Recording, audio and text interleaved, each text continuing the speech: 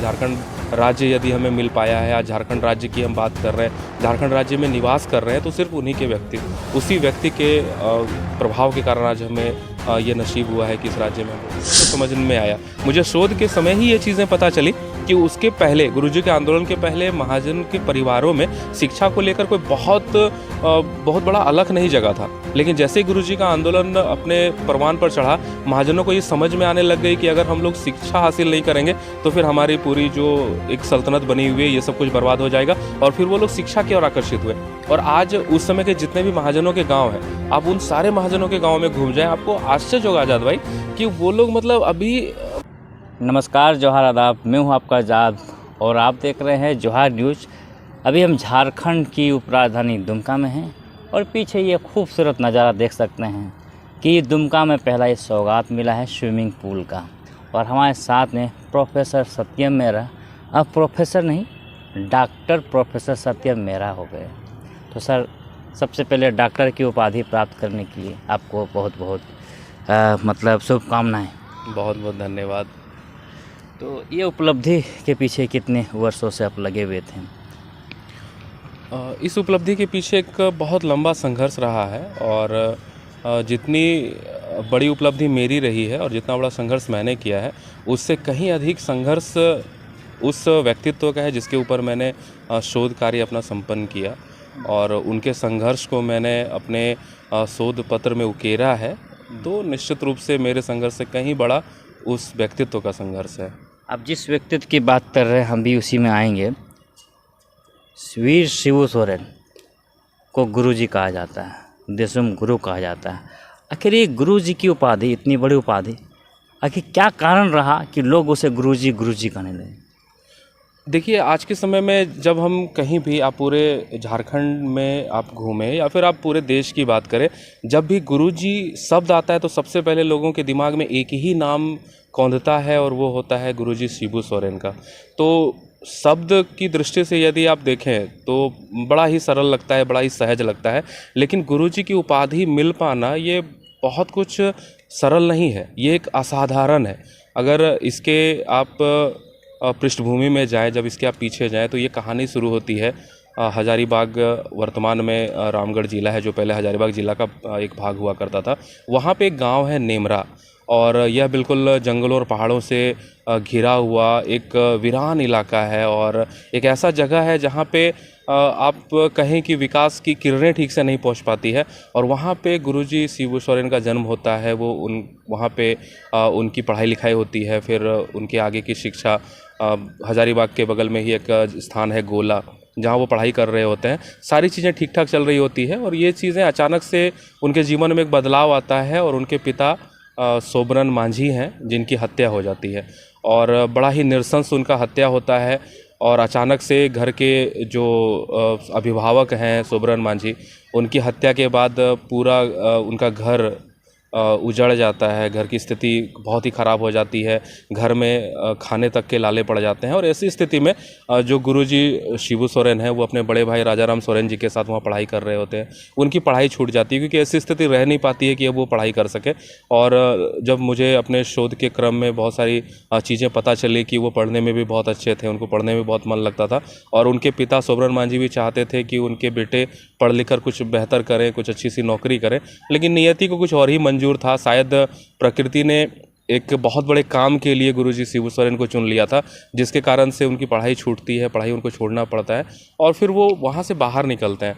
और स्थिति आपको जानकर आश्चर्य होगा और आपके इस चैनल के माध्यम से मुझे दर्शकों को भी बताते हुए अपार हर्ष हो रहा है कि एक ऐसे व्यक्ति जो अपनी मजबूरी में, जिन्होंने पढ़ाई छोड़ दी थी, अपनी मजबूरी के कारण उनको अपना घर छोड़ना पड़ा था, आज उनके कारण एक अलग झारखंड राज्य हम लोग देख रहे हैं। आज ये झारखंड राज्य यदि हमें मिल पाया है, आज झारखंड राज्य की हम बात कर रहे हैं, झारखंड राज्य में निवास कर रहे हैं, तो सिर्फ उन्हीं के व्यक्ति, उसी व्यक्ति के प्रभाव के कारण आज हमें ये नसीब हुआ है कि इस राज्य में हम लोग निवास कर रहे हैं।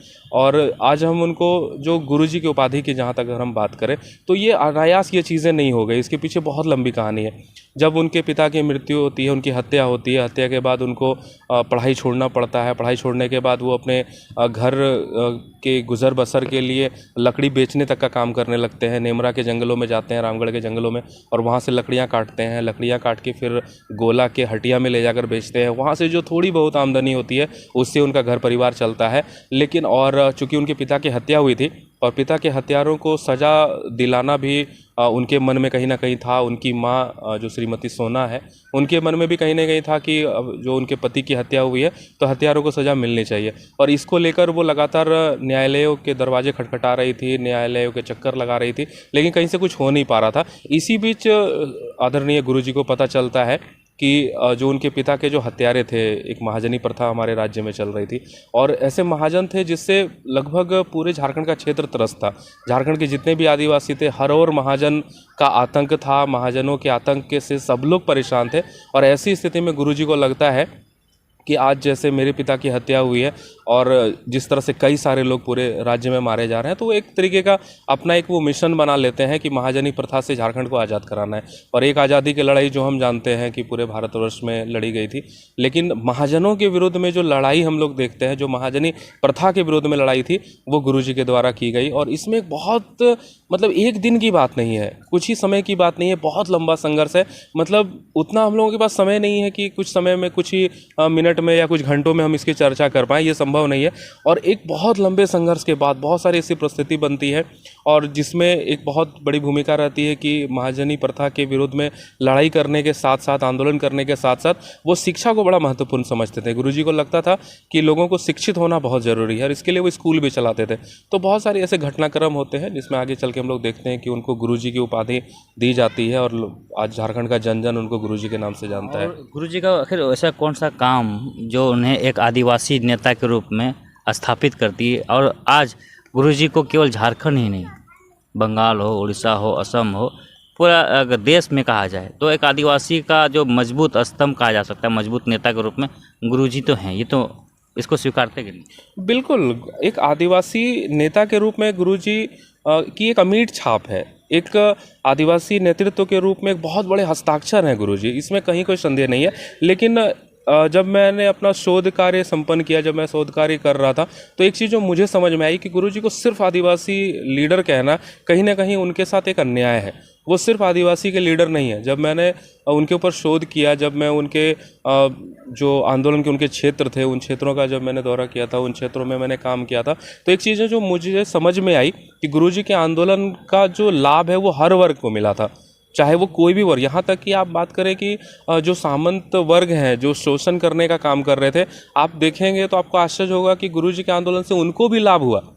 अगर आप कहेंगे कि उनको कैसे लाभ हुआ, तो हम आपको ये बता रहे हैं कि पहले तो जो भी महाजन थे उनके द्वारा आदिवासियों की, मूलवासियों की ज़मीनों पर कब्जा करके रखा गया था और वो लोग कब्जा करके रखते थे, आदिवासियों का शोषण करते थे, उनके ज़मीनों पर उन्हीं से मजदूरी कराते थे और फिर अपना जीवन यापन और मतलब ऐशो आराम की ज़िंदगी वो जीते थे। लेकिन जब गुरुजी के आंदोलन के बाद जब आदिवासियों की ज़मीन लौटाई जाने लगी और अवैध कब्जे की सारी ज़मीनें जब मुक्त हो गई, तो एक तरीके से महाजनों में एक बदलाव आया और जो भी महाजन के परिवार थे उन लोगों को शिक्षा का महत्व समझ में आया। मुझे शोध के समय ही ये चीज़ें पता चली कि उसके पहले, गुरुजी के आंदोलन के पहले, महाजन के परिवारों में शिक्षा को लेकर कोई बहुत बड़ा अलख नहीं जगा था। लेकिन जैसे ही गुरुजी का आंदोलन अपने परवान पर चढ़ा, महाजनों को ये समझ में आने लग गई कि अगर हम लोग शिक्षा हासिल नहीं करेंगे तो फिर हमारी पूरी जो एक सल्तनत बनी हुई है ये सब कुछ बर्बाद हो जाएगा। और फिर वो लोग शिक्षा की ओर आकर्षित हुए। और आज उस समय के जितने भी महाजनों के गांव हैं, आप उन सारे महाजनों के गांव में घूम जाएं, आपको आश्चर्य होगा आज़ाद भाई कि वो लोग मतलब अभी मतलब बड़े बड़े कोई वकील बन गए हैं, बड़े बड़े डॉक्टर हैं, बड़े बड़े इंजीनियर हैं, मतलब आश्चर्य लगेगा आपको। और ये सारी चीज़ें गुरुजी के आंदोलन के बाद से हुई। तो ऐसे में गुरुजी को सिर्फ आदिवासियों का नेता कहना या फिर सिर्फ आदिवासियों की भलाई हुई गुरुजी के आंदोलन से, ऐसा नहीं है। आदिवासियों के साथ उनकी भलाई तो हुई है, इसके अलावा झारखंड क्षेत्र में जितने भी लोग निवास कर रहे हैं, और सिर्फ झारखंड हम क्यों कहें, आप झारखंड के थोड़ा सा बाहर चले जाएं, बिहार के इलाके में जो झारखंड की भौगोलिक स्थिति से मिलता जुलता जहाँ का क्षेत्र है, बंगाल के इलाके में आप चले जाएँ, उड़ीसा के इलाके में चले जाएँ, वहाँ तक में आपको ये बदलाव नजर आएगा। अच्छा, उनके कई सपने थे और उन सपनों में एक झारखंड का भी एक सपना था। ये सपना तो पूरा हो गया, लेकिन झारखंडियों के लिए भी कई सपने थे जो आज भी अधूरा है। सपना जो उनका झारखंड को लेकर था, जो जहाँ तक मैंने अपने शोध में पाया है कि गुरुजी हमेशा वृहद झारखंड की बात करते थे।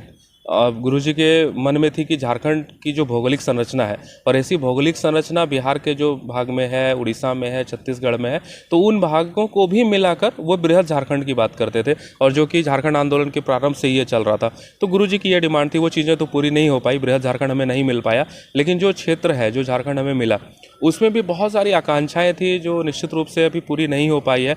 और कहीं ना कहीं कल ही हम लोग इस विषय में एक चर्चा कर रहे थे, कल एक बड़े प्रशासनिक अधिकारी के साथ मेरी बात हो रही थी, तो कल ये बातें आई कि कहीं ना कहीं जो डेवलपमेंट होना चाहिए था, जो चीज़ें होनी चाहिए, तो वो नहीं हो पाई। और मुझे ऐसा पर्सनली लगता है कि झारखंड के जो प्रथम मुख्यमंत्री जब बनने की बात आई थी, अगर उस समय गुरुजी झारखंड के प्रथम मुख्यमंत्री होते तो शायद बहुत कुछ और भी बदलाव देखने को मिलता। मुझे आज भी जिस एज में है, इस एज में भी वो एक ही बात बोलते हैं, झारखंड को बदलना है, हर घर शिक्षा देना है। बिल्कुल बिल्कुल। और मुझे ऐसा लगता है कि आदरणीय गुरुजी, जो मैं किसी राजनीतिक पार्टी की बात नहीं कर रहा, ना ही मैं किसी राजनीतिक दल का समर्थन कर रहा हूँ, ना ही मैं किसी राजनीतिक दल का विरोध कर रहा हूँ, या जो भी प्रथम मुख्यमंत्री बने अच्छा काम है, बेहतर है, लेकिन मुझे ऐसा लगता है कि झारखंड और झारखंडियत के लिए गुरुजी को प्रथम मुख्यमंत्री होना चाहिए था। क्योंकि जैसा उन्होंने आंदोलन किया और जिस तरह से आंदोलन के बाद एक बहुत ही बुरी स्थिति में उन्होंने झारखंड को अलग करके बाहर लेकर आए, अलग राज्य के रूप में हमें झारखंड मिला, तो उन्होंने बहुत सारी चीज़ों को जो ग्रामीण परिवेश में देखा था।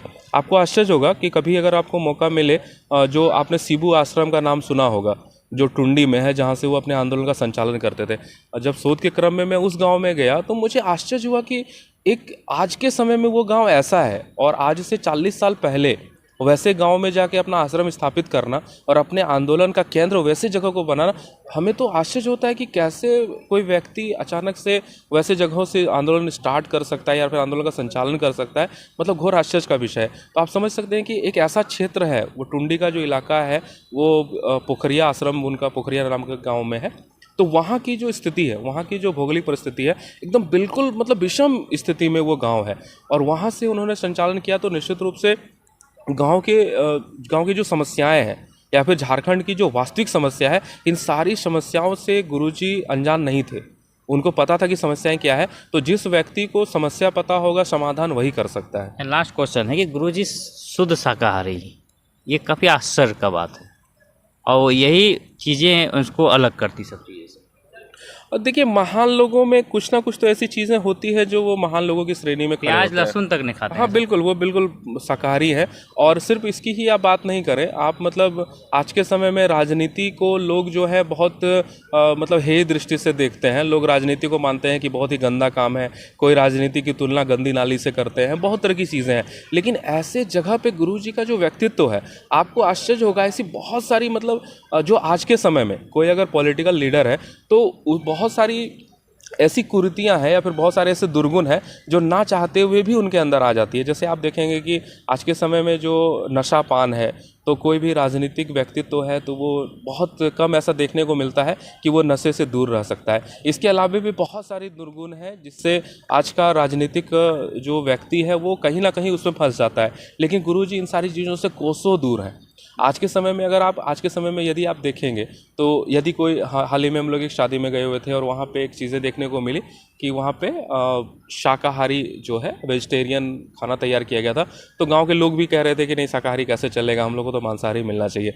तो ये चीज़ें जो है हम लोग समाज में अक्सर देखते हैं कि यदि किसी को अगर आप मटन ना खिलाएं तो फिर माना जाता है कि आपने उनका पूरा सम्मान नहीं किया।